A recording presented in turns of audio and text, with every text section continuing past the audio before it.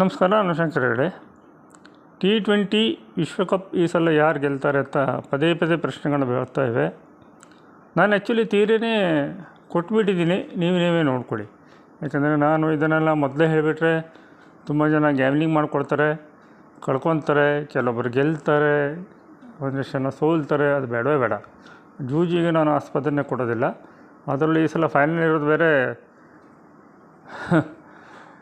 ODI ಸೋತಂಥ ಗ್ಯಾಮ್ಲಿಂಗಿನ ಮುಖ್ಯ ಸ್ಥಾನ ಅದು ಅಹಮದಾಬಾದ್.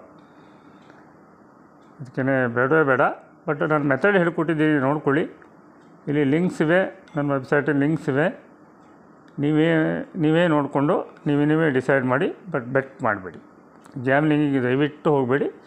ಖುಷಿಯಿಂದ ಎಲ್ಲವನ್ನು ಆಚರಿಸ್ಕೊಳ್ಳಿ. ಆಲ್ರೆಡಿ ನೋಡಿ, ಶನಿಯ 7ನೇ ದೃಷ್ಟಿ 3ನೇ ಮನೆ ಸ್ಪೋರ್ಟ್ಸು, 3ನೇ ಮನೆಯಿಂದ 5ನೇ ಮನೆಗಿದೆ. ಗುರು ವಕ್ರವಾಗಿ ಇನ್ನು ಲಗ್ನಕ್ಕೆ ಹೋಗಿ, ಅಂದರೆ ಇಂಡಿಯಾದ ಜಾತಕದಲ್ಲಿ ವೃಷಭ ಲಗ್ನಕ್ಕೆ ಹೋದ ಲೆಕ್ಕ ಅಂತ ಇಟ್ಕೊಂಡ್ರೆ ಅಲ್ಲಿಂದನೂ 5ನೇ ದೃಷ್ಟಿನೂ ಆದರೆ ಗೆಲ್ಲೋ ಚಾನ್ಸ್ ಜಾಸ್ತಿ ಇರುತ್ತೆ. ಬಟ್ ನ್ಯೂಜಿಲೆಂಡಿಂದ ನ್ಯೂಜಿಲೆಂಡ್ ಅಲ್ವಾ ಫೈನಲ್ ಬಂದಿರೋದು, ನನಗೆ ಗೊತ್ತಿಲ್ಲ, ಅದನ್ನು ನಾನು ನೋಡಿಲ್ಲ. ಆಮೇಲೆ ಟಿಪ್ಸ್ ಬೇಕಷ್ಟಿರ್ತವೆ. ಆ ಟಿಪ್ಸ್ಗಳು ಹೆಂಗಿರ್ತವೆ ಅಂತಂದರೆ,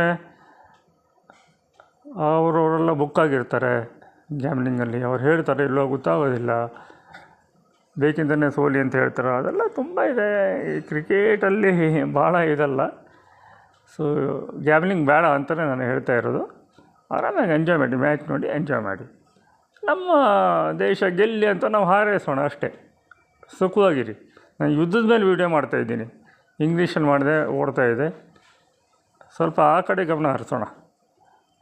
ನನ್ನ ಮುಂದಿನ ವೀಡಿಯೋ ಯುದ್ಧದ ಬಗ್ಗೆ ಕನ್ನಡದಲ್ಲಿರುತ್ತೆ. ಅಲ್ಲಿವರೆಗೆ ನಮಸ್ಕಾರ.